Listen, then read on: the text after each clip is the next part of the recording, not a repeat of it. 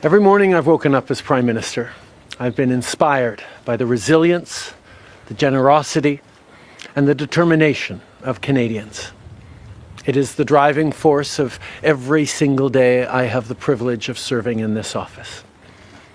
That is why, since 2015, I've fought for this country, for you, to strengthen and grow the middle class. Why we rallied to support each other through the pandemic, to advance reconciliation, to defend free trade on this continent, to stand strong with Ukraine and our democracy, and to fight climate change and get our economy ready for the future. We are at a critical moment in the world. My friends, as you all know, I'm a fighter. Every bone in my body has always told me to fight because I care deeply about Canadians, I care deeply about this country, and I will always be motivated by what is in the best interest of Canadians.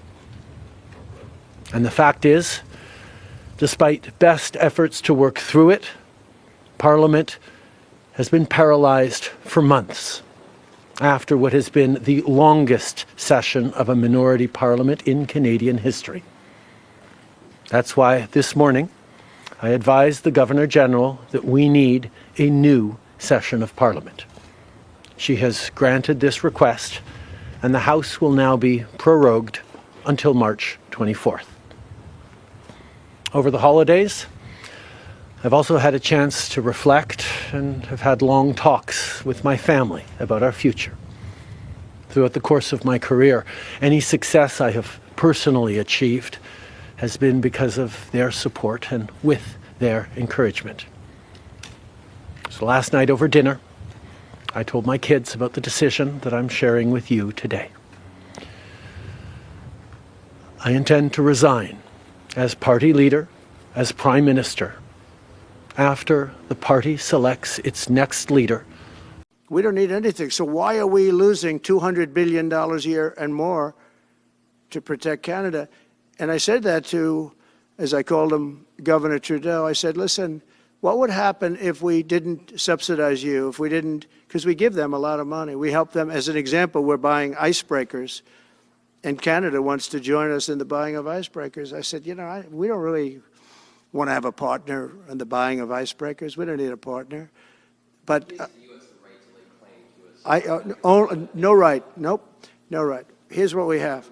We have a right not to help them with their financial difficulties because we owe $36 trillion too. We're going to start knocking it out pretty fast, but we're going to be able to do it because of energy and other things. But no right.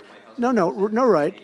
But why are we supporting a country $200 billion plus a year? Our military is at their disposal. All of these other things, they should be a state. That's why I told Trudeau when he came down, I said, what would happen if we didn't do it? He said Canada would dissolve. Canada wouldn't be able to function if we didn't take their 20% of our car market. They send us hundreds of thousands of cars. They make a lot of money with that. They send us a lot of other things that we don't need. We don't need their cars, and we don't need the other products. We don't need their milk. We got a lot of milk. We got a lot of everything, and we don't need any of it. So I said to him, well, why are we doing it? He said, I don't really know. He was unable to answer the question, but I can answer it. We're doing it because of habit, and we're doing it because we like our neighbors, and we've been good neighbors, but we can't do it forever, and it's a tremendous amount of money. And why should we have a $200 billion deficit and add on to that many, many other things that we give them in terms of subsidy? And I said, that's okay to have if you're a state. But if you're another country, we don't want to have it. We're not going to have it with European Union either. European Union, we have a trade deficit of $350 billion. They don't take our cars. They don't take our farm product. They don't take anything. And so we're not going to have it with them either.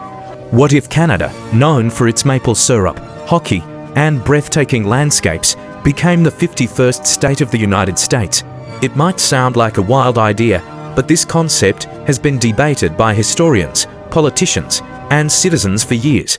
Today, we're diving into the history, political implications, cultural challenges, and economic opportunities of this fascinating scenario. Could it ever happen? Let's explore. 1. A historical perspective. The idea of Canada joining the United States isn't new. In fact, it dates back to the American Revolution, when some loyalists fled to Canada to avoid the conflict. During this period, there were whispers of Canada potentially aligning with the revolutionary cause, but the country's allegiance to Britain remained steadfast. This separation laid the foundation for two distinct nations. The War of 1812 further solidified the divide. The United States attempted to annex Canadian territory as part of its expansionist ambitions, but Canada, supported by British forces, successfully defended its land.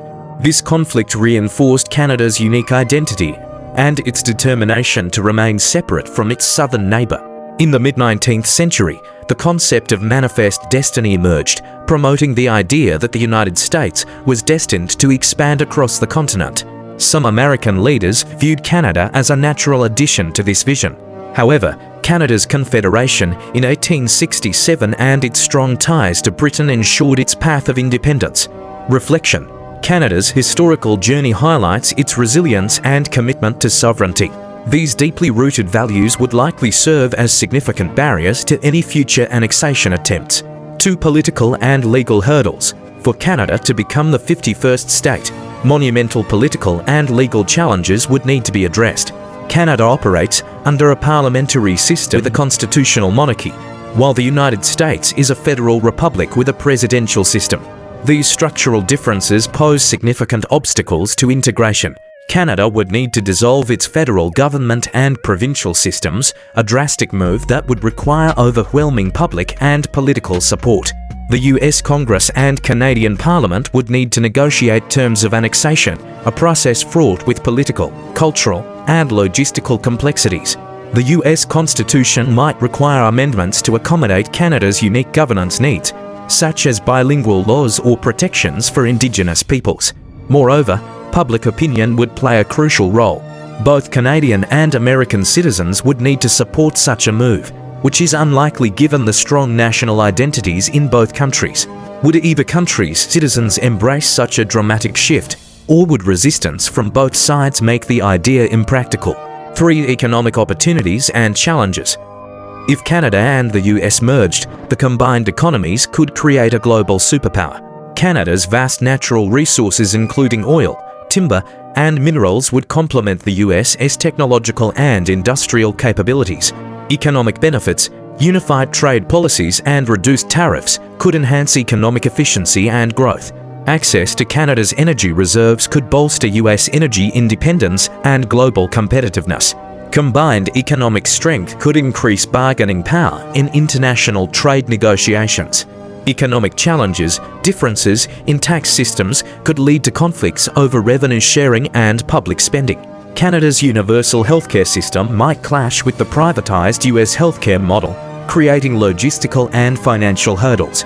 Job displacement could occur in industries where one country's businesses dominate, potentially harming smaller local economies. Reflection. While the economic benefits could be significant, the logistical challenges of merging two distinct systems might outweigh the advantages. 4. Cultural and social implications. Canada and the US share many similarities, including a common language and close cultural ties. However, there are distinct differences that could create friction in a merger. Cultural questions. Canadians often take pride in their universal healthcare system, stricter gun control laws, and social policies. How would these values align with American priorities?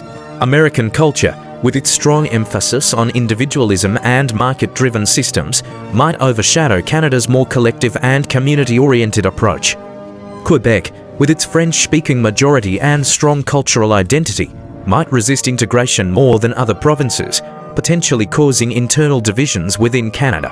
Example: imagine the challenges of implementing a single healthcare or education policy across both nations.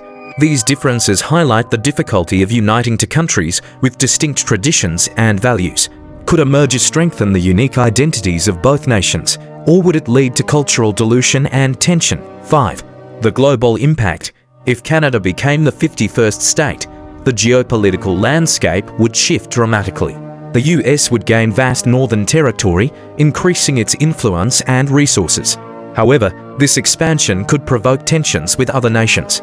Allies like the UK and EU might view the merger with skepticism, balancing economic interests with concerns about American dominance. Nations like China and Russia could see this as an expansion of US power, potentially escalating global tensions. Additionally, Canada's global reputation as a peaceful and neutral nation might be compromised. The US, with its more assertive foreign policy, could overshadow Canada's diplomatic legacy. Would the benefits of a stronger North America outweigh the risks of upsetting the global balance of power? Adding to the current landscape, the recent resignation of Canada's Prime Minister has sent shockwaves through the country's political and economic systems. This unexpected leadership vacuum has exacerbated economic uncertainties, including inflation, housing shortages, and trade disruptions. Such instability highlights the challenges of governance and may further complicate any hypothetical discussions about closer integration with the United States. The economic chaos following this resignation underscores the importance of strong leadership and coordinated policymaking. If Canada struggles to stabilize internally, the idea of merging with another nation, let alone the US, becomes even less feasible. On the other hand, some might argue that such instability could make external partnerships more attractive. Could this political upheaval open doors for deeper collaboration with the US, or would it reinforce Canada's commitment to independence? While the idea of Canada becoming the 51st state is intriguing, it's highly improbable. The historical, political, economic, and cultural differences between the two nations are significant. However, exploring this concept allows us to appreciate the unique identities of both countries and the strength of their partnership as neighbours. What are your thoughts on this idea? Could Canada ever become the 51st state, or is it better for the two nations to remain independent yet collaborative? Let us know in the comments below. Don't forget to like, share, and subscribe for more thought-provoking content. See you in the next video.